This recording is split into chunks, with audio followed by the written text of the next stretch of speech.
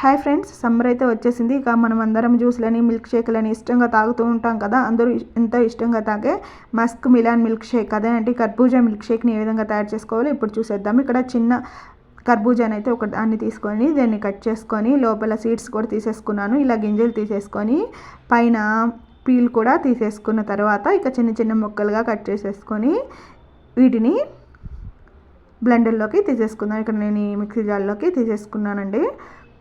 తర్వాత ఇలా తీసుకున్న తర్వాత మనం ఇందులో మన టేస్ట్కి తగ్గట్టుగా షుగర్ని అయితే యాడ్ చేసుకోవాలి. ఇక్కడ నేను ఒక 3 స్పూన్స్ షుగర్ యాడ్ చేస్తున్నాను.